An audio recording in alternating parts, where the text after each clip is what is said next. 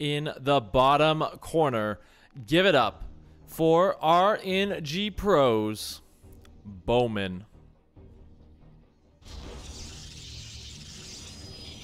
And his opponent, hanging out in the top for Exon, he is Masa.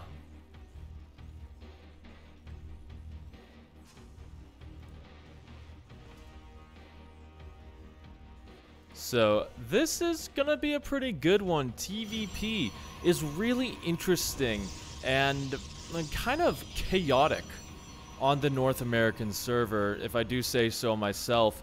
Just because a lot of the build orders that you would see on, say, Europe or KR, I won't say that they're not as refined, but they definitely are much more scrappy from how players do decide to go about it. We see things like disruptors a lot more. We see that kind of we don't see that air transition from the Protoss as much. And a lot of the time we'll see Terran players just kind of decide to go for this sort of brute force method and try and end this game as early as possible.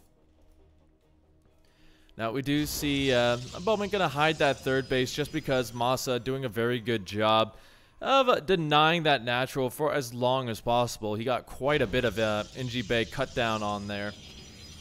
And now he's just going to go in, sees the double gas. More than likely, he wants to get that confirmation on that third base. That's why he's sending his guy over there. That's going to be pretty important because if you see double gas as a Terran player and you don't have a natural, you are borked. I was trying to think of a good word in English for it, but borked works much better.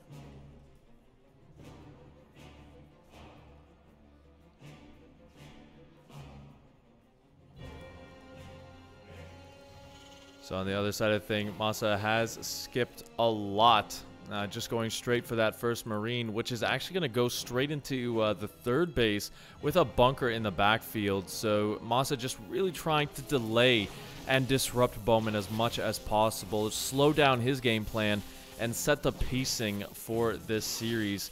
Because remember, this is not an all-kill format. You only have to play against one player, and then you're done for the day. Unless you're someone like Masa, who is pretty dependable, so you're going to be reviving him at the end of it. More than likely, but you know what? I digress. Bowman kind of recognizing all of these little bits of information is just going to go straight in for the jugular. Has the Dark Shrine down, and we'll have to see how much he can get done with that. I don't know if it necessarily will, because we have seen a lot of Terran players just get that Raven nice and early these days. It's a little bit safer. It's a good way to kind of make sure that you don't have any issue versus this exact thing. Now the Stalker is trying to get on top of this, but not going to be able to even kill the SCV, so that is just going to wail away on the Nexus. Over here we got that additional gateway for the warp in. And Masa just going to follow this up with more Hellions, losing the Stalker, and the Adept has to retreat. You cannot fight 3 Marines with an Adept. Well, you can, but it's not a good idea.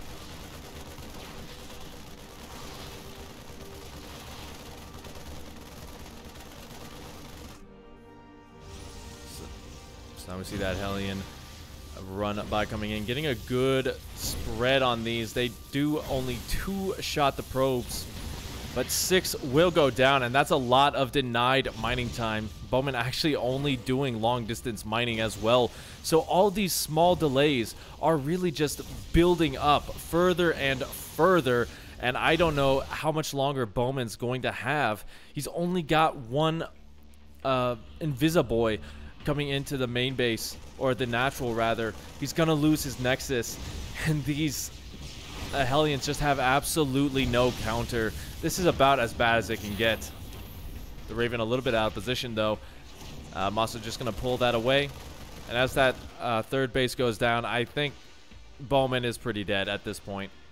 I hate to call it early on this time, but yeah, 23 probe kills, not getting it really too much done on the other side. And Masa's still on 2 bases.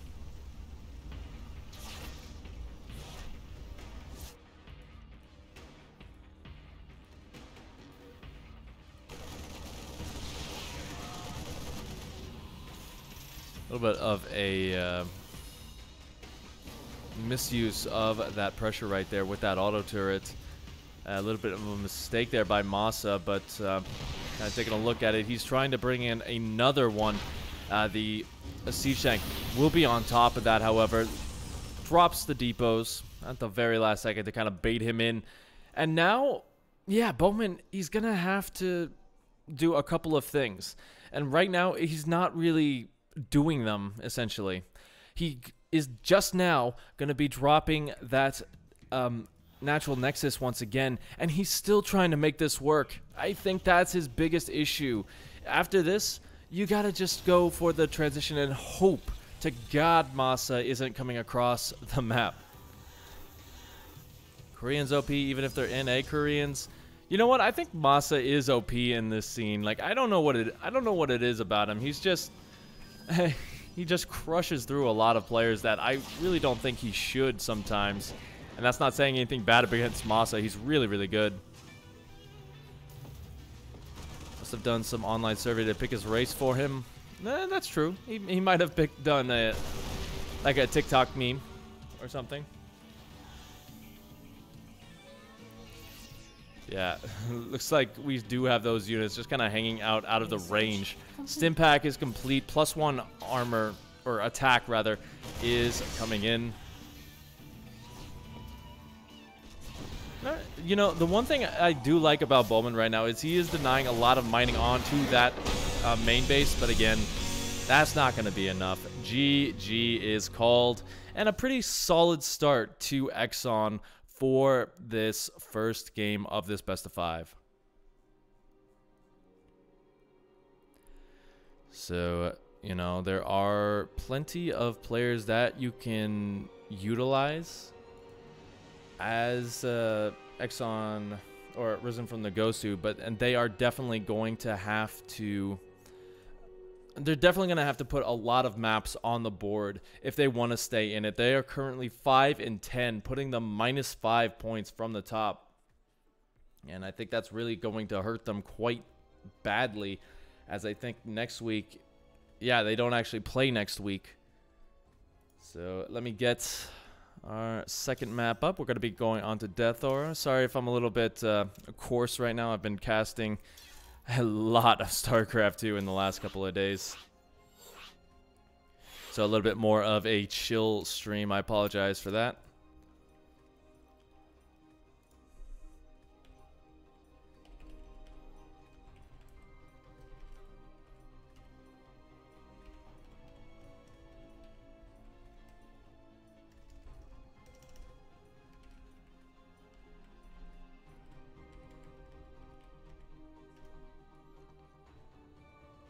Yeah, I hope everyone is having a fantastic day. This is week number 4. We've got about 3 weeks left of the group stage before we make it to the playoffs. So make sure you guys are looking out, because the playoff stage is really starting to shape up.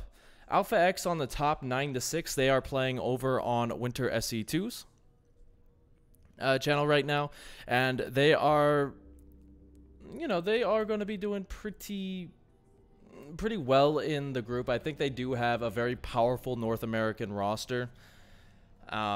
Genesis Gaming as well in second place, and Psystorm. That's kind of the expected top 3 that I was really thinking. Looks like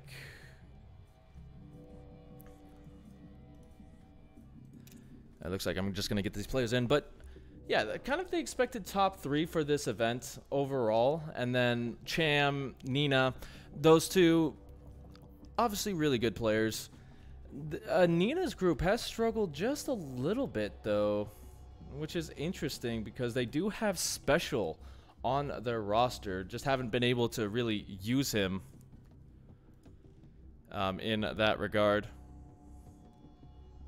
And I'm trying to get the...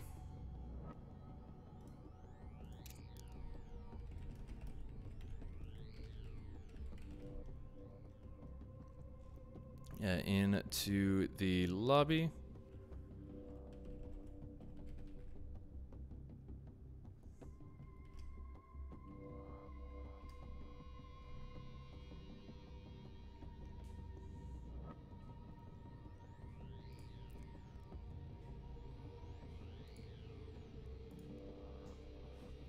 Yeah, Death Aura. This is going to be a good one. I feel like Death Aura is one of those, is a bit more of a standard map in the pool. Even with the acceleration zones in the middle, it's still a relatively decent,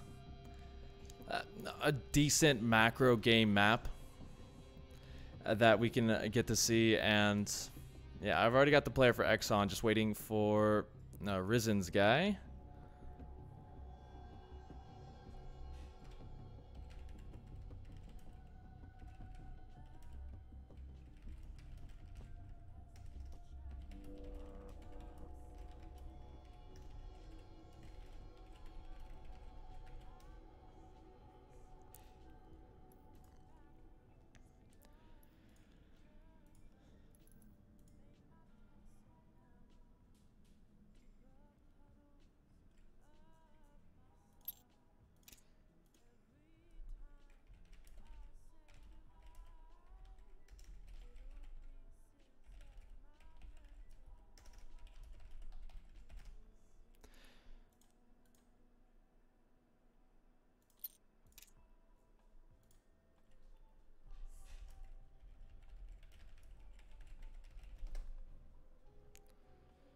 Alright, let's see if we can get him in.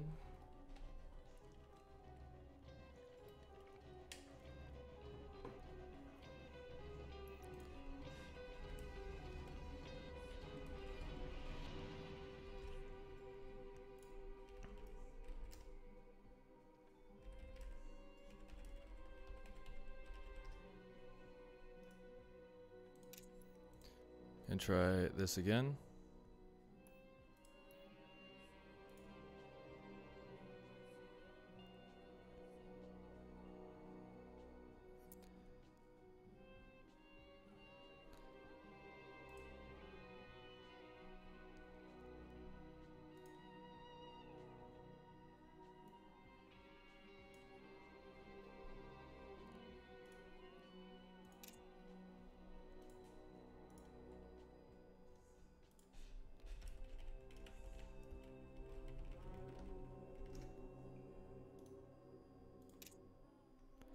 Alright, looks like we're gonna get him. Apologize for the little bit of a delay, guys. It can happen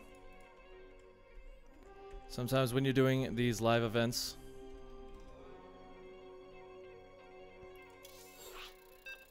And here we go. We've got the go-ahead, and yeah, these guys are...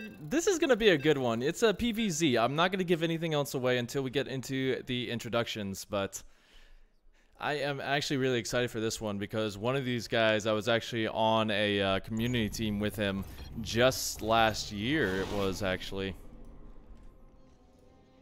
And so, without further ado, let's introduce these guys. Spawning down here in the bottom position as the red Protoss player. He's playing for Exon Gaming. He is Ruichi.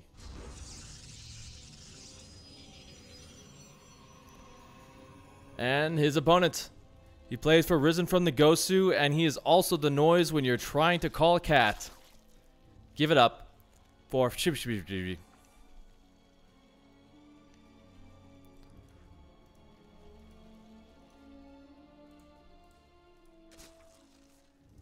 And so you can kind of tell right now that Fishy... I'm just going to call him Fish just because it's a little bit easier. If he gets mad at me, just let me know. But he was a little bit hesitant right there, just making sure that that probe wasn't coming out early enough for him.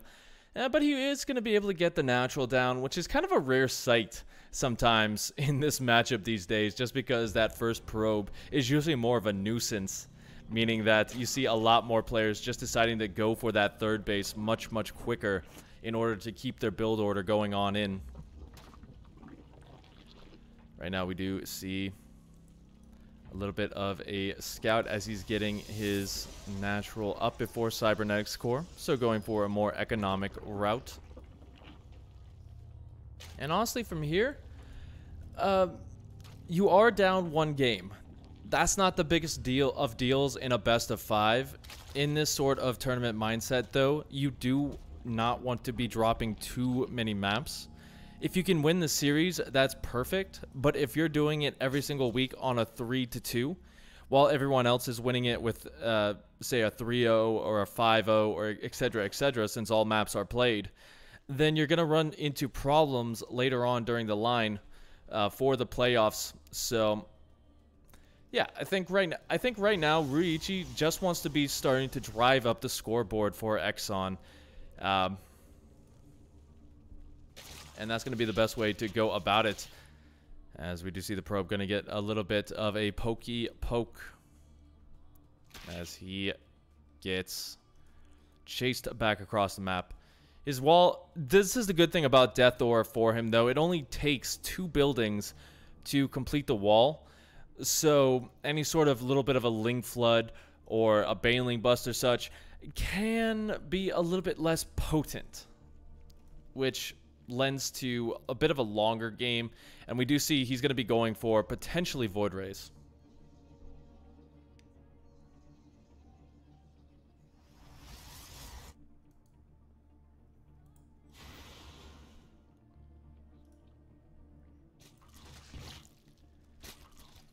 Looks like we got the Oracle first, though.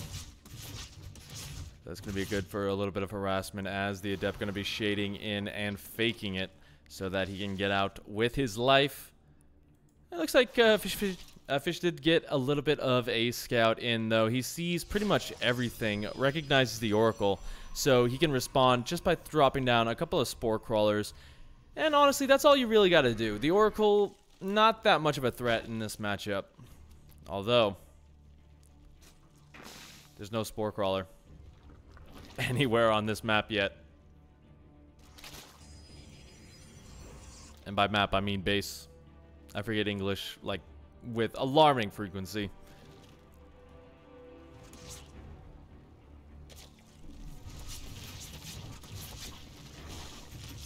Oh no, a little bit of a miscontrol there by Ryuichi, losing a lot of a power on that Oracle, forcing that to stay at home. He's probably going to have to recall that if he wants to get out, because that is not really going to be an effective tool anymore, other than for revelations. We see the 3 Queen posse just going to be coming over as well, shooing away the second Oracle. And we see a bit of a transition. He's got the Twilight Council coming down, going to be going up to +1 upgrades soon as well with that Forge. And yeah, let's see what he decides to do. Adepts, maybe on the cards. Beautiful little Stasis Trap right there. Going to deny a lot of mining time as this second Oracle comes in, gets 3 kills, but does lose it. And that is a pretty big deal. You want to keep those alive for information on the army later on. As Ryuichi going up to a 3rd base, we got the Roach Warren coming down. We've got the lair started, almost about to finish, and the Evo Chamber as well going to be coming in, so he wants to stay equal on those upgrades.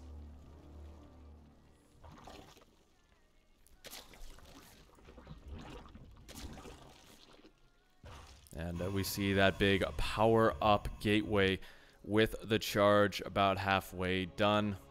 Fish does see everything that is going on as well. So very good scout. There's no anti-air.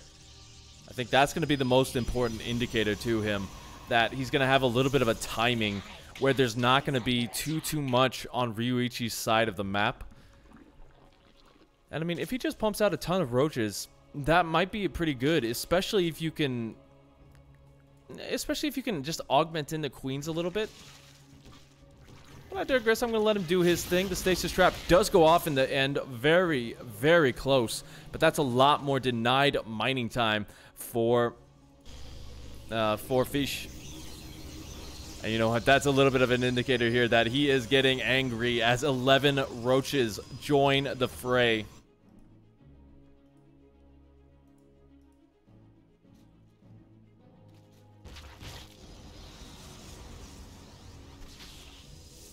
Ryuichi is putting everything he can into tech upgrades as much as humanly possible with his +2, with his blink. I don't really think blink's going to be the best option with how few stalkers he has. The disruptors, though, are going to be a linchpin in the defense for him. The wall is incomplete, so a lot of these Zerglings are going to get in and just cause a big nuisance. Wait a second. Templar Archives there. Looks like he canceled. Okay. I was about to say, I could have sworn there was one in the main base as well. But getting a little bit more information is Fish. He's slowly pushing that creep forward with the roaches in the front. In terms of upgrades, he's getting 1-1, both attack and attack. And just watching the move out here from Ruichi. Fish up 40 supply. About 30 army of that is an army. And I think that once that storm and +2 finishes, that's going to be the catalyst for him to move forward. I don't think like you can really give too much more time to Fish, as he's currently up 80 to 82 workers. So it's just going to be pure unit from this point on. So if you give them a lot of room, they're going to be able to go up to Hive. They're going to have superior upgrades on these units, and they're going to really just be able to surround and destroy your army much quicker. For Ruichi's sake, he does need to fight in a bit of a choke point situation. He doesn't want to allow that sort of concave in order for his disruptors to have the best utilization. So just trying to clear up some of that creep. That is a good start. But getting up that ramp is going to be the big problem. Good disruptor ball. Going to get a couple of those Ravagers. The second one only getting one. The small little run by is going to get deflected as well, but the fourth base is under fire.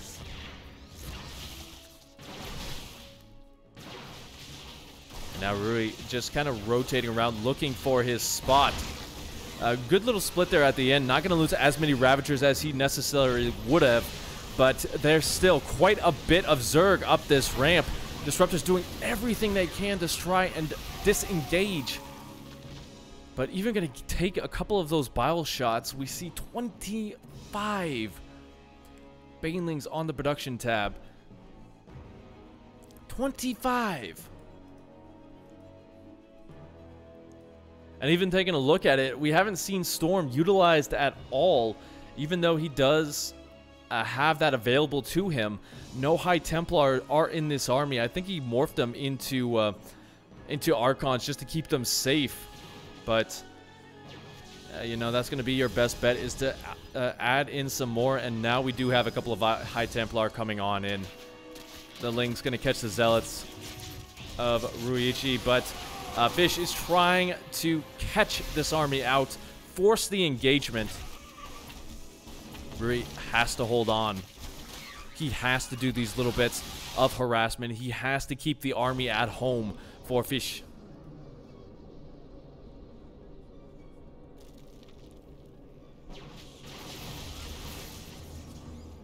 Sending out a couple of blind balls just to make sure he doesn't get surrounded. But he is actually set up for a beautiful 360 surround is Fish. And as he pounces on this side, some big disruptor balls at the top of the ramp. The Stalkers blinking back, but he gets the Warp Prism. And now all the disruptors are going to go down. Rui's army supply has plummeted. And on Fish's sides of the map, we got a ton of Lings going to be added on to this army as he tries to push his way for victory.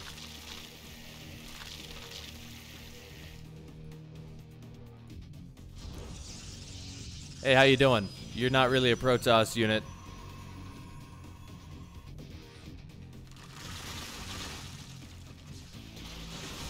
Even going to send the drone to tank that first shot of the AoE.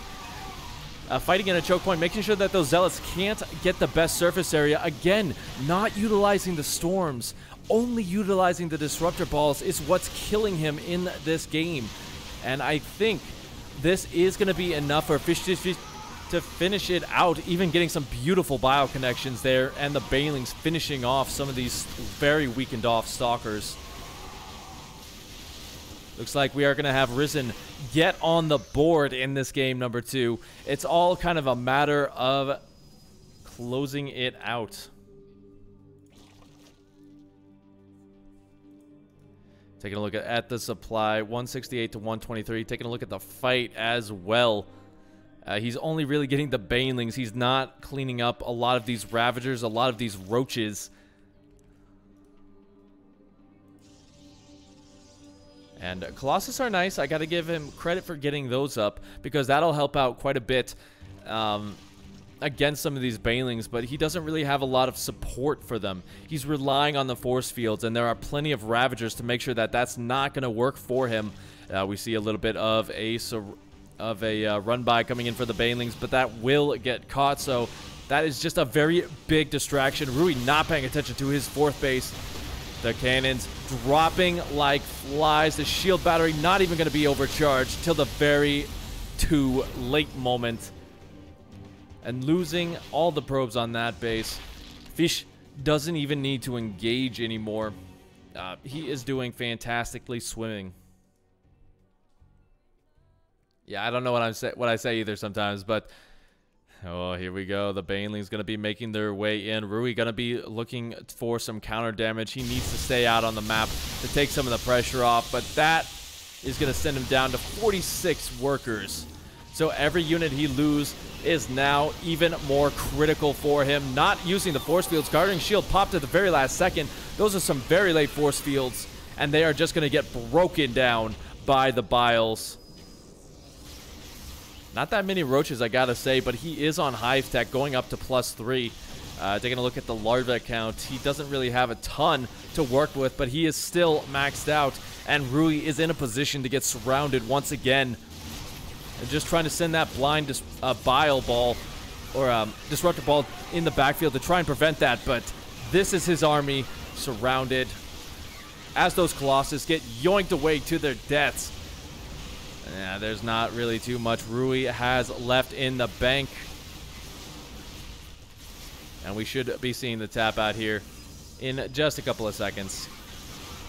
Even if he gets the Archons out.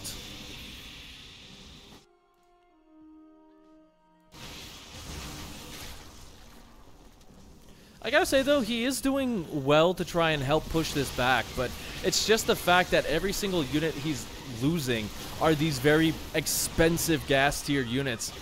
And he lost so many of his probes in the backfield, he just can't remake them at all. I think Fish is having a little bit of trouble taking the engagement as flawlessly as he can, but getting the War Prism, finishing off that last Colossus, even dropping a Blinding Cloud just for good measure. Rui below 100 supply. And with this next big roach drop, Rui is toast.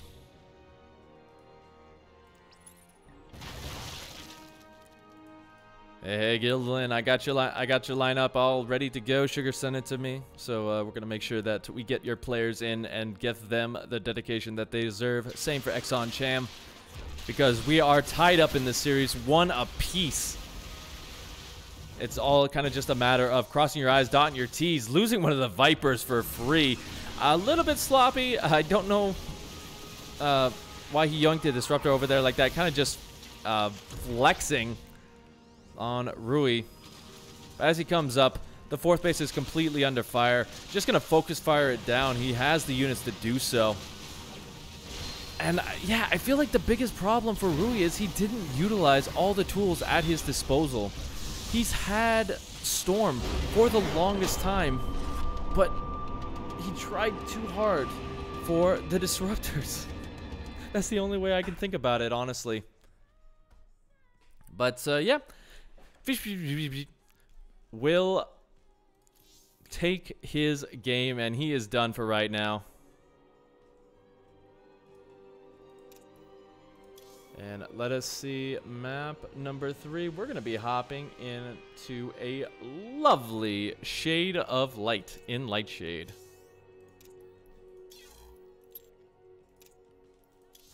So like I was saying earlier, this series is very important to get some points on the board for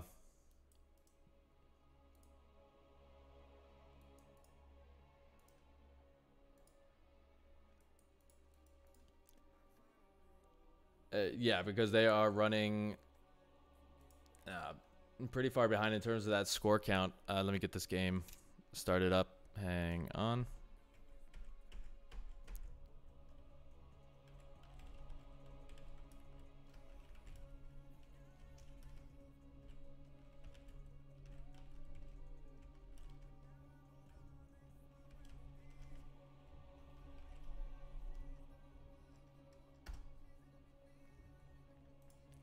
But yeah. Looks like we got the Risen player jumping in as soon as he saw that lobby. He's ready to go. He wants to crush the guy who is...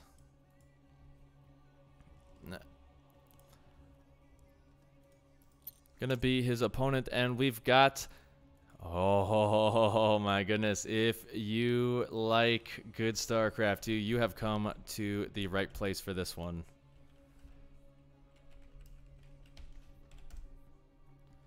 Let's get the ready up from both sides. Ah, man, I want to say who it is. I want to like blow the whistle, but nah, this is going to be an interesting one. Very interesting.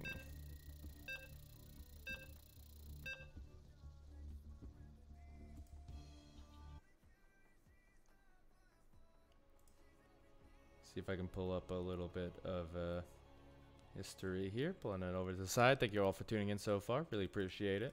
If you like what we do, hit that follow button. And if you want to, if you haven't caught some of the games from the previous weeks, make sure you check out my YouTube channel, youtube.com/gamersteed, or just click the link below in the description.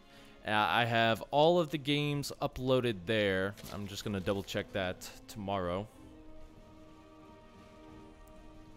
But here we go. Spawning. Down here in the bottom position, he is Risen from the Gosus, Flood.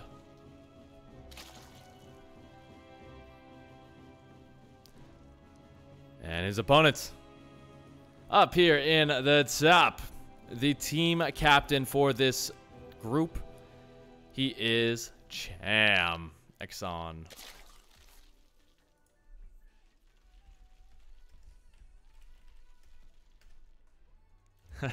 Yes, they have secretly flown out Maru, gotten him a visa, and forced him to play in a North American team league just because they needed an ace in the hole. And they did all of that within a week, which is the most refined, most reformed, best time I have ever seen it happen.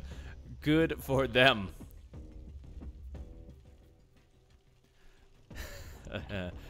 Must be Maru. He's the best player on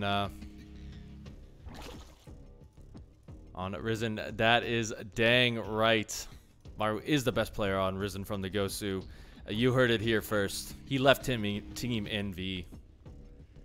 Also, none of this conversation is gonna work too well because everything is like 60 to 90 seconds delayed.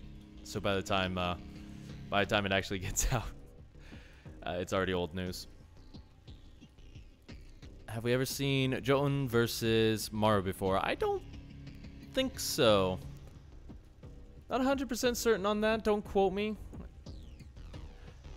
But I digress. Getting back into this one, Exon Cham obviously is one of those players who started from a very young age. He was 15 when he sort of picked it up, which is just 1 year off from some very good runs in his region.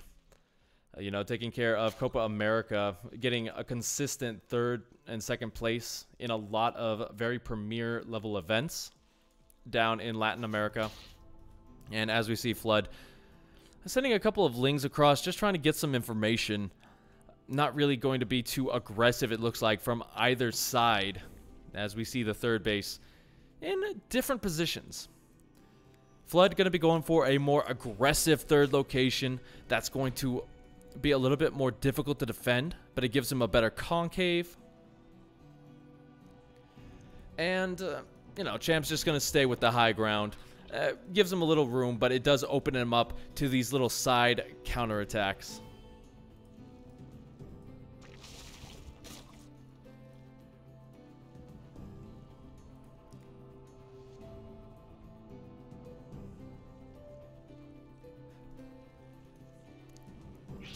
looks like we are going to be sticking in the Baneling stage for Flood a little bit more. I guess he wants, from here he wants to kind of stay by his namesake and just unleash a swarm of Flood, if you will, of Zerglings against his opponent. While he does get his Roach Warren up, he's droning up a little bit behind it, so this is not necessarily an all-in. But if he smells that blood in the water, with the amount that he's putting into it, he can very easily sort of get that transition into a much more aggressive stage with it. Now the Dance of Death, as we do have a couple of Banelings out for Cham. Flood does have the nest, but only just now bringing a couple forward, not getting the best of connections. About 3 lings per. And we see full-on drone production has cut completely. 12 lings, 9 roaches. He's going to look to kill Cham as quickly as possible because maybe he doesn't feel confident in the later stages versus this guy. Or maybe he's just like, I want to get this done. I got something to do. I'm going to go eat a Hot Pocket or something. And this is just getting in the way.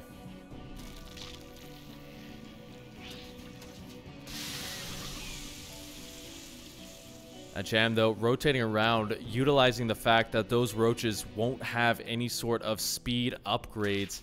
So he's kind of just trying to run circles around them to get into the natural. If he can get some snipes on these drones, there's not that many of them for either side, really. So every single drone is going to count very, very hard. Ooh, beautiful connection there for Cham as well, losing a lot of lings. Flood a little bit slow on the reaction there, so his roaches weren't attacking in. He has the potential to get surrounded here as Cham flooding out 24 more lings while also banking up a good amount of gas for those mutas in the front. Yeah, as he gets surrounded right here, this is going to open up a big counterattack potential for Flood. Just has to use the Banelings to keep himself alive in this attack.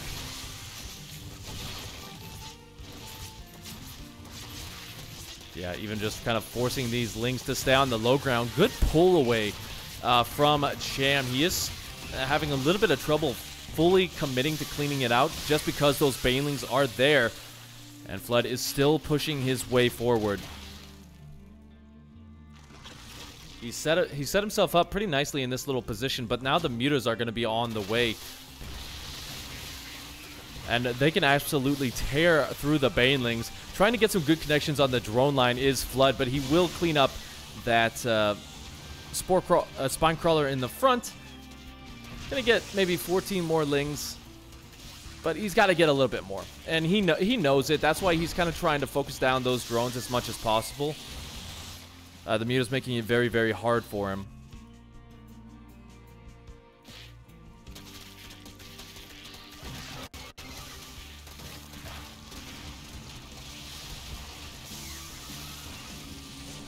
All that for a drop of blood.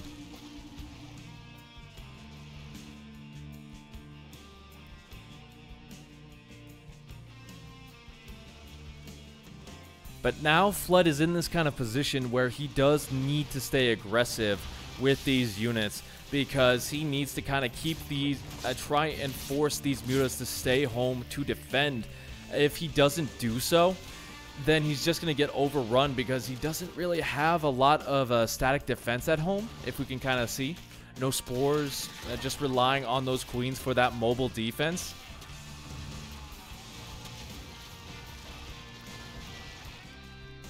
And yeah, he's actually going to be a little bit supply blocked there, losing the Overlord. That's actually a big deal.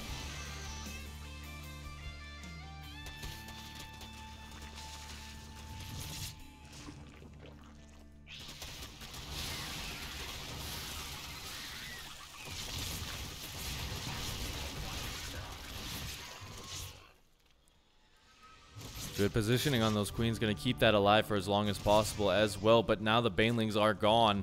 That muta count still rising. He gets a surround on all of these queens. Transfuse energy. Going to be enough to save them for now, but they are running low on the purple mana. Keeps a couple of them alive with that positioning, but now there's not really anything to stop him from going into this natural base. Looking for a good connection with those banelings. He's gonna maybe get a good one there. That is beautiful for Cham. The Muta's trying to fight the Queens head on. But, I just don't know. It's like Flood, he does hold on for right now.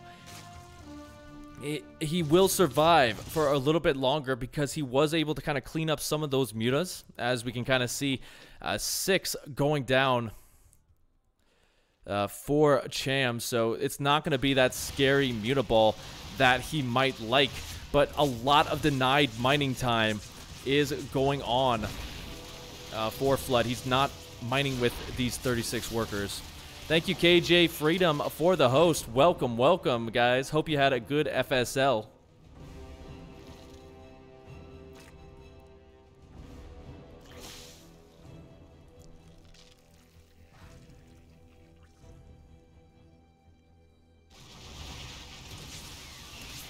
Yeah, we do see the Mutas. They might not be in a big number, but with the Lings underneath, that is enough to clean up the Queens. There's no more static D. Baneling connection going down in the third base as well. These drones, they do get saved by the roaches popping out. Cham being a little bit indecisive about where he wants to attack into, being very cautious with these units. But at the same time, it is just unstoppable here. Not really too much else to say. The roaches aren't fighting in the best position, so they're getting cut down slowly but surely. And Cham will finally take that.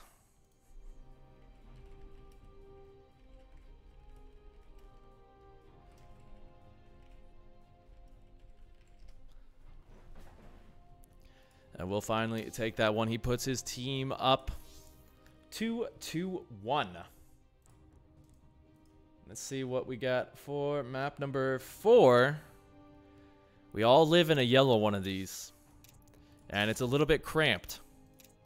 So, you know, we're going to have to share some bed space, so make sure you keep an eye on your stuff. Make sure you have it all locked up, because we're going on to a submarine.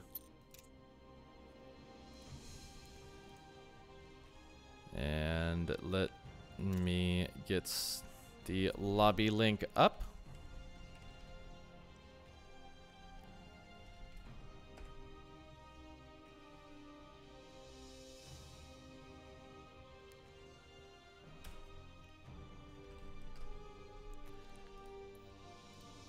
And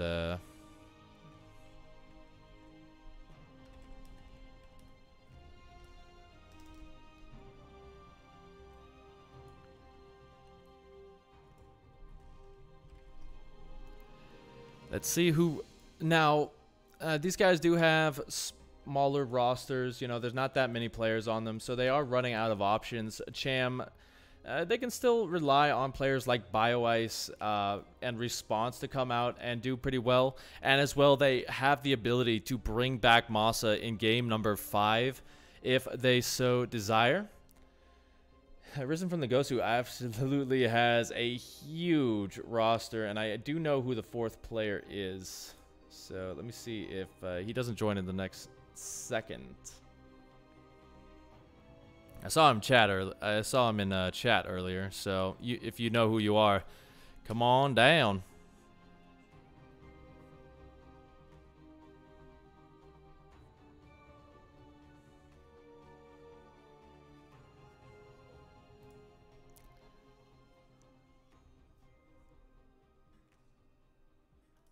I'm actually just going to message in game, make sure that he's here.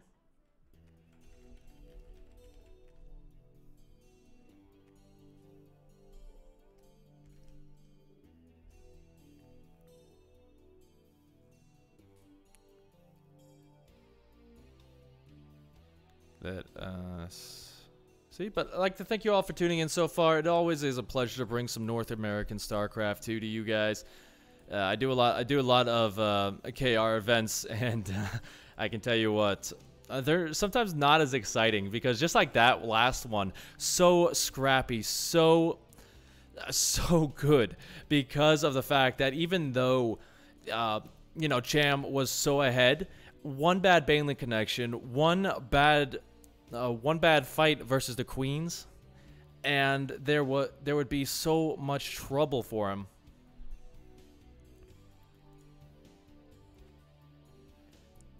And thank you, Gildalin. Yo, with the 600 or 500 bits, KJ Freedom, you are an absolute legend, my man. Like, seriously, dude, you put on so much good StarCraft 2. You put out so much good StarCraft 2. Your team size storm is awesome. Seriously. But I really appreciate it, man. Fist pump to you. I wish you all the success in the world. And we are just getting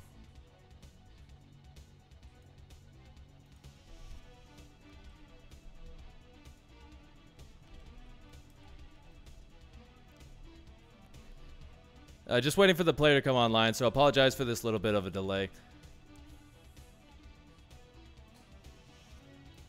Looks like I'm taking a look at the results from the other stream. Not too many spoilers, but looks like Alpha X is up. They're going into game number 5 with a 3-1 victory so far. Looks like they do have game 5 up since no player for match 4. It's unfortunate, but it does happen.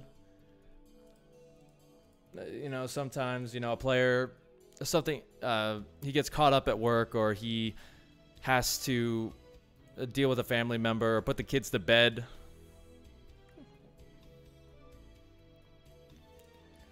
You know, just stuff like that.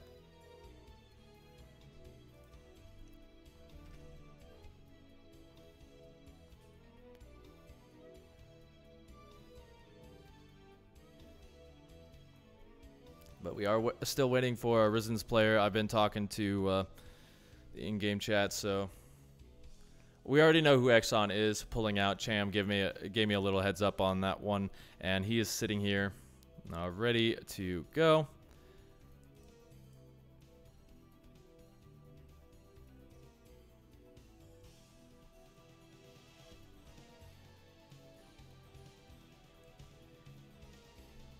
It's a problem with the 60-second delay. Even after 60 seconds passes, we still gotta wait another 60 seconds. So that's the thing that sucks about delay. That's why I like casting over on the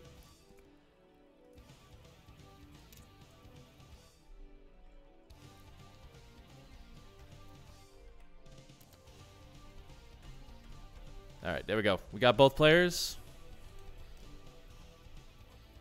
It's going to be a TVZ for this next one.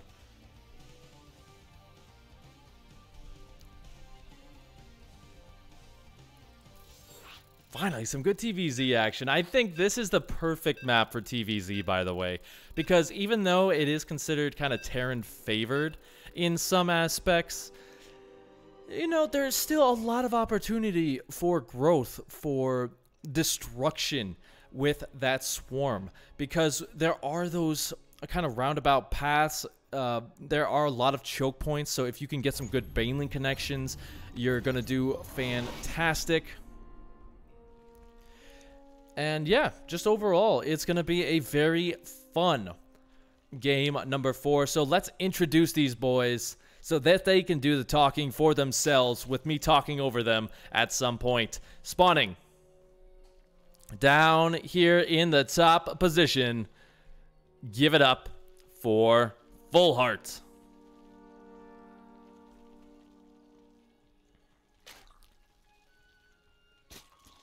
And his opponent down here in the bottom of Submarine, give it up for Goomba.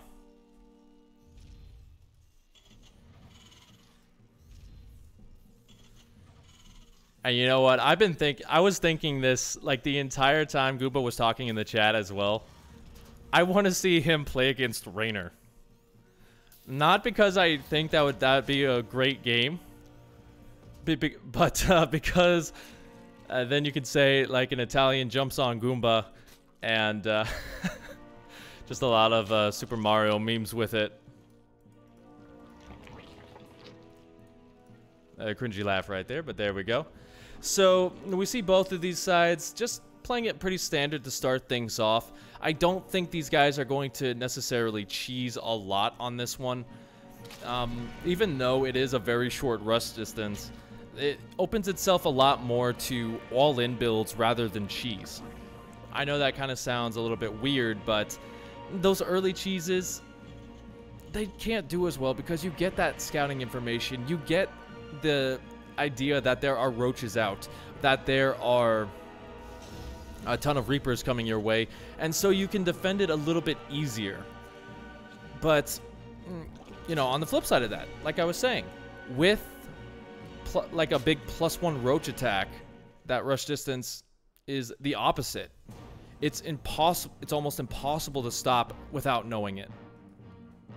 I know that's a really weird way to think about it, so I'll stop with that line of reasoning, but, you know, not going to be anything crazy like a 2-1-1. He does get that Marine out, and he will be going into Hellions to augment with this Reaper. He just has to keep that alive.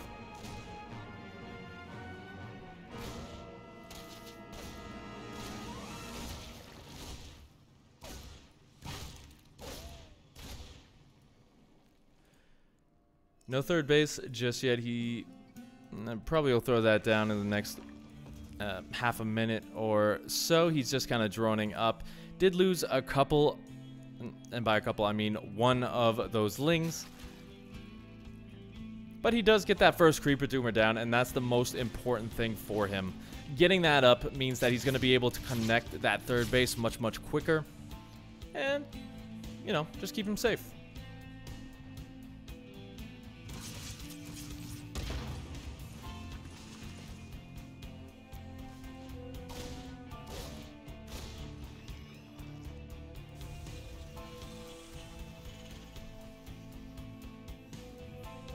We got the tech lab down as well, so a good chance of a Banshee or a Raven going to be coming on out. Never mind, it is Fusion Core, so he's just going to go straight up Battle Cruiser Rush. Full Heart hasn't seen this just yet.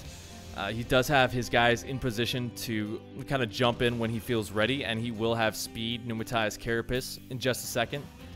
And once he sees that, there's a couple of different things that you have to do right off the bat. Number one, get that lair up. Number two, add in those additional queens.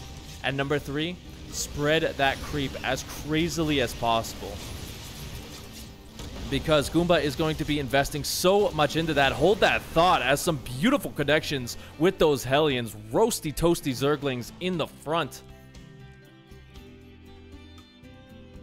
But yeah, because Goomba is going to be investing so heavily into that first battle cruiser, it means he's not going to have a ton on the ground other than these Hellions, because he has to conserve his gas.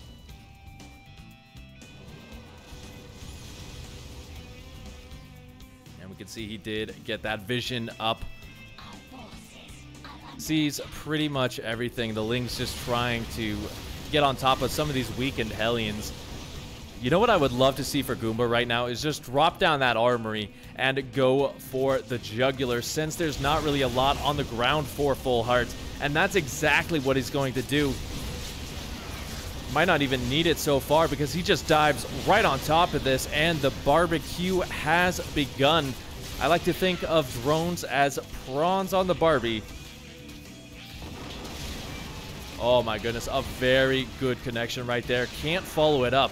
But in the meantime, 13 drones going down. Oh, that's very interesting. I guess when it jumps out, it counts as a kill. But there's not that many queens here to help deal with this. They are just going to be joining in and kind of rotating around this position. But that is so crazy. Just from the fact that he can jump from the third to the main base as many times as he wants.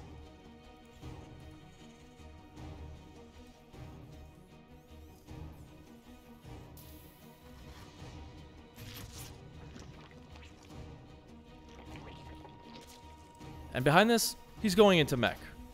Scan gonna go down, seeing that the lair is very, very delayed for him. We see he is gonna be dropping down.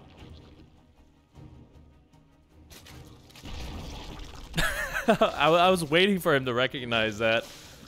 But yeah, he does have those double Evo chambers. Gonna start going into the Roach, Roach play, just because he does want to keep safe against the potential for Hellbats.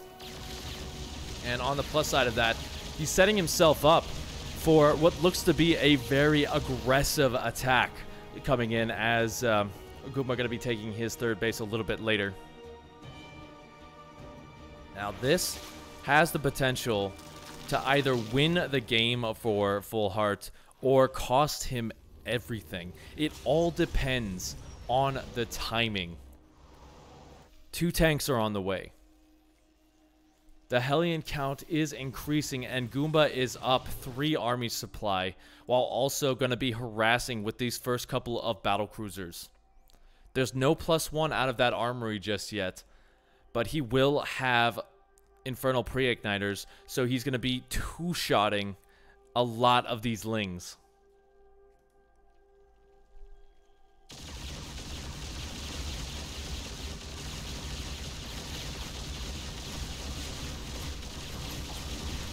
Getting right on top of the mineral line. 6, 7, 8 workers going down. Focus firing some of these queens as well. Just going to be taking them down. No transfuses whatsoever.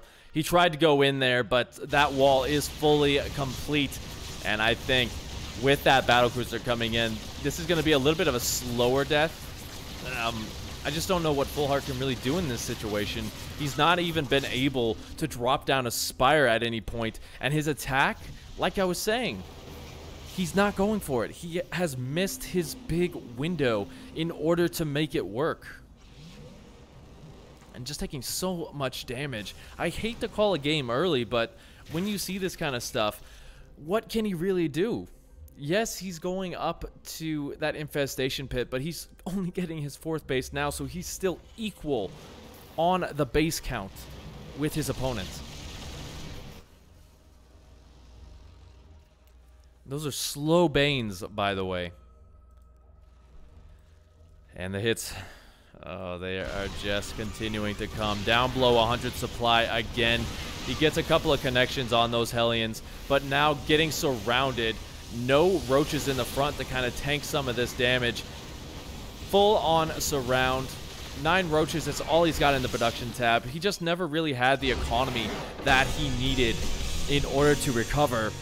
And Risen from the Gosu ties the series up again, meaning we are going to an actual legit ace match for game number 5. And I gotta say, the players from Risen from the Gosu definitely making a fan out of me. Doing well this week for sure. But now we are going to a bit of a different map, as we're going to be hopping into Jagannatha.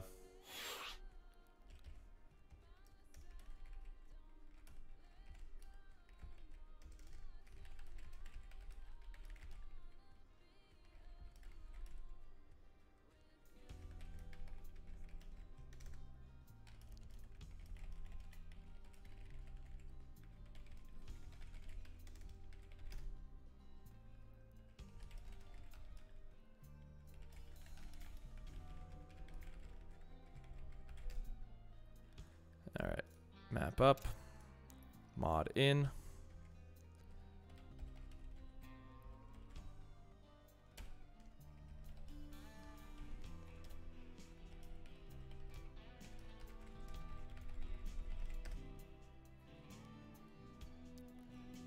Yeah, I hope you guys have enjoyed tonight. I certainly have. Nothing but good games.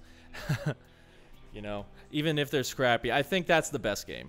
You know, you can have those big, huge engagements. You can have the nukes getting solar.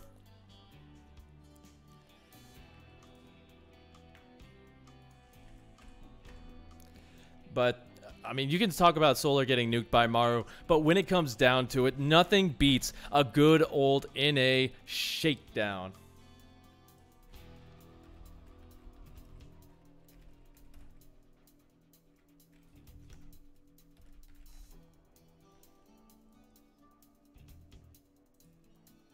Let's see if we're going to get this name, this little bit of an acey ace. As Gildelin is just deciding who it's going to be. Taking a look at his lineup, he can have anyone he wants. I think did a pretty good job in his game, closing it out pretty well. Then, obviously, taking a look, they've got OMG, Banana, Bowman. Had a little bit of a stumble, but, I mean, come on, he was up against Masa. To be expected, but Bowman is a very good player, and I would like to see him come back to avenge himself. Flood, my boy, he wants a little bit of revenge against Exon, too, so he would be a good name to tap on in. So, yeah, let's see who they decide to jump on.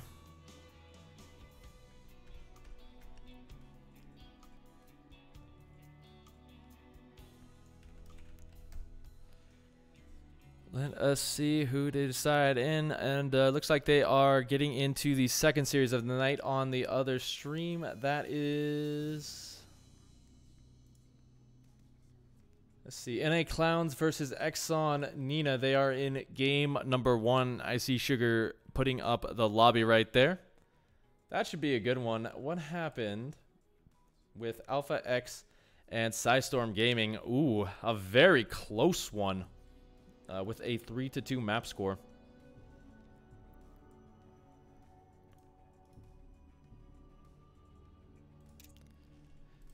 And we have the players, we have the lobby, we have the Go-Go's, maybe.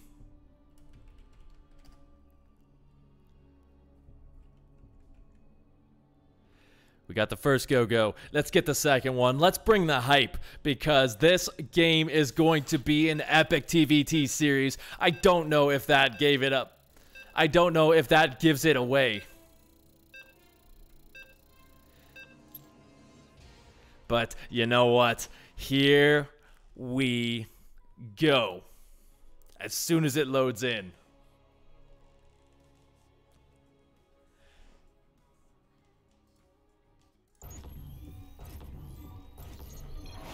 Spawning in the top position, representing Exon Cham.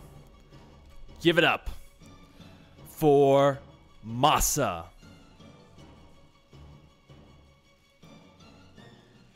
And throwing out a little bit of smack talk down here in the bottom for Risen from the Gosu. He is Goomba.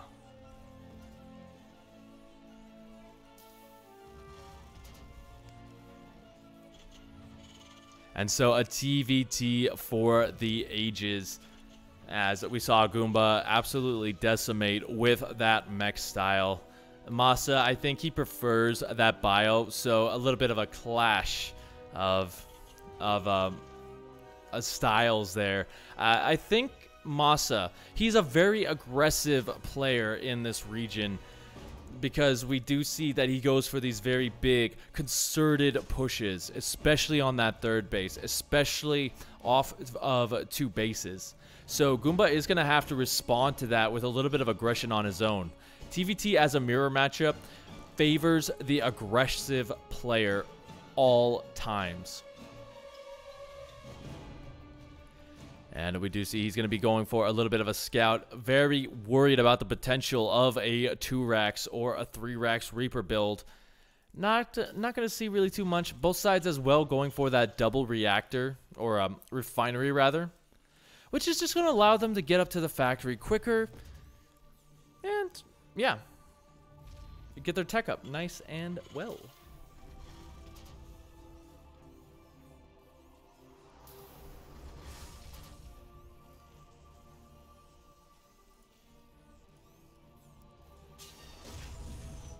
So right now we do have a little bit of a lull in the early game. That's kind of the thing about TVT. It's the calm before the storm.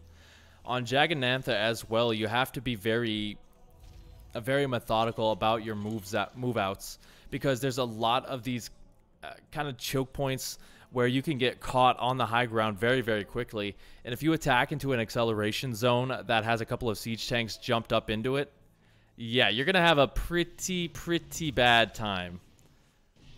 And that's not just me saying that. I know that from experience. Looks like both players are just going up to the Cyclone as well, skipping the Hellion for now. This is going to keep them a little bit safer, because I think they did scout each other and know that this is coming. But Masa making his way in, going to deny some of that gas, just focus firing down some of these SCVs. It will cost him the Reapers, but he does get 3 kills.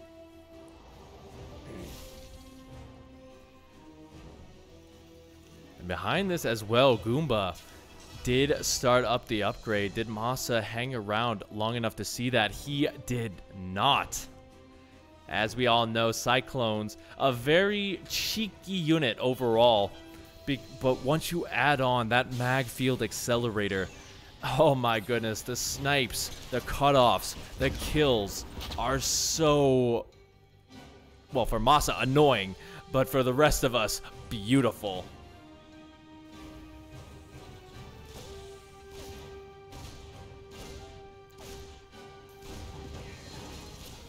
Game paused. Looks like a little bit of a PP needed with a KK pulling it up. But yeah, Macfield, you know, obviously we can talk about this a little bit more as well. Goomba has that third base on the way, as we saw. So with that, if he can kind of just keep that rolling, like I said, the Cyclones, they're going to be moving across the map. They're going to be looking for those snipes. And that's going to allow him to almost unmolested get that third base down in a good timely manner, and he's going to be able to defend it a lot easier.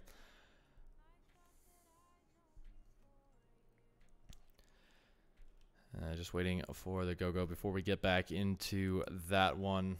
If you guys want to see this series again, I'm going to be uploading it to my YouTube channel. And if you missed any of the games that we did over the past 3 weeks as well, make sure you check them down in the description.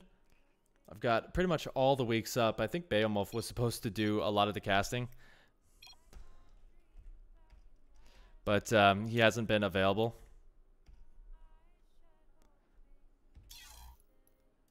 Operation commencing. But here we go. Game has been resumed. Masa is going to clean up that last Reaper. Just going to be there for the scout. He sees the tech lab. He knows that it's more than likely going to be a Raven coming out of that. I don't think Banshee is going to be the best opportunity for him.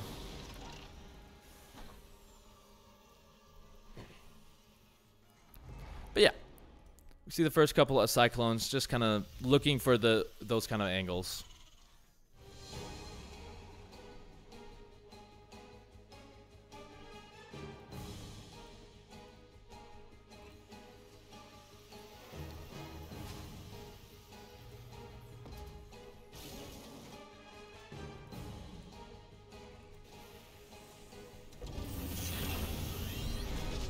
Now, Goomba is going to be going mech behind this.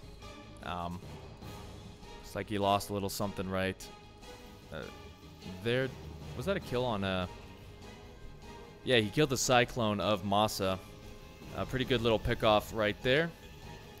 And the second Cyclone just looking for any sort of drop play coming out. Will catch the Raven. And as you can see, that upgrade is just fantastic for doing damage. That will have to go home and defend. So, what has Masa seen? He doesn't necessarily know it's mech just yet. If he's played against Goomba before, he probably can assume that it's some style of mech.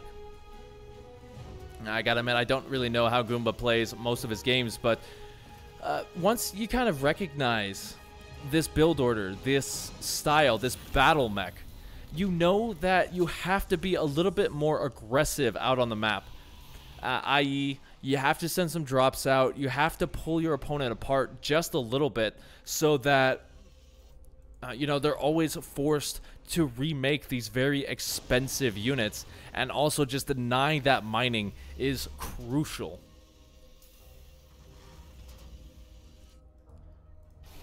Looks like he took a little bit of a shot there.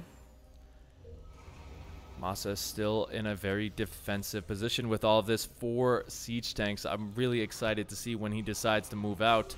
Scan gonna go down. Really just seeing that, really just confirming that, yeah, this is more than likely bio.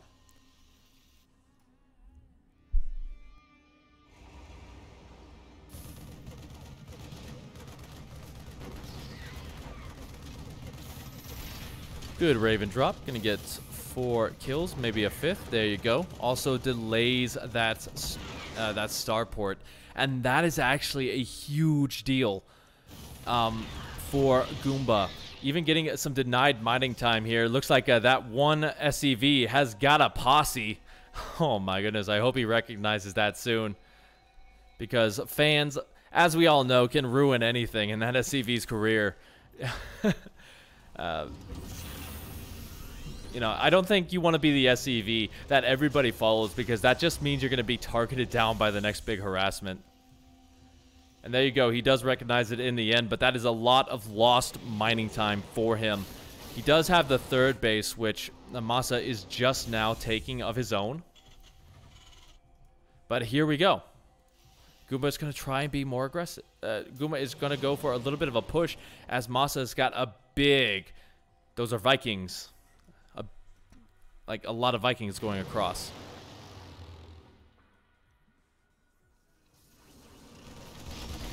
Now the siege tanks are a little bit out of position, so they are not sieged up for this. 2 of them will get focus fire down as well. That second one surviving by the skin of his teeth, as the stimming bio gonna be moving their way forward. The Hellions, though, getting some very good connections versus this. Amasa, though, drops the Vikings in Goomba's main base and is going straight for that reactor starport just to make sure that he keeps full control of the air.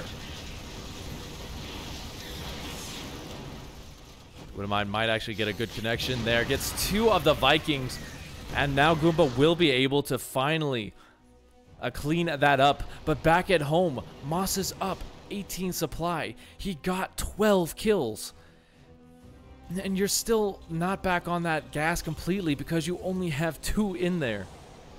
Goomba is in a lot of trouble, and Masa just needs to keep pushing his advantage if he wants to close this one out.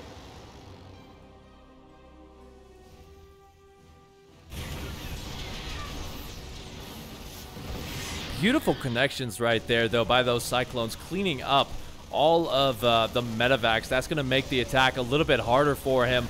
He did get rid of the medevac in the main base as well. Those Marines, though, focus firing it down, getting 7 additional kills. And Goomba, by the way, he's not dead by any stretch of the imagination. TVT is one of those matchups. You lose a lot. You'll run behind in terms of that economy, but then your opponent runs into a tank line and all is forgiven. So you can't call it completely with how it's going right now, but especially since Masa, by the way, he has been slowed down by the lack of those medevacs. Just the fact that he has no healing energy with this push makes it so much more difficult to deal with anything that comes his way. Another small drop going to pull away a lot of these Cyclones as well. Before stepping away, he gets into a good siege tank position, denying some of that gas. Looks like the Cyclone's going to have to go over and defend that, leaving this one siege tank to help out. 8 workers going down, a 9th, maybe a 10th as well. But I like this move from Goomba. He's just deciding, you know what? I don't need to hold this position. I can go straight for the other 3rd. And that's going to force you to rotate around through my army if you want to get on top of that.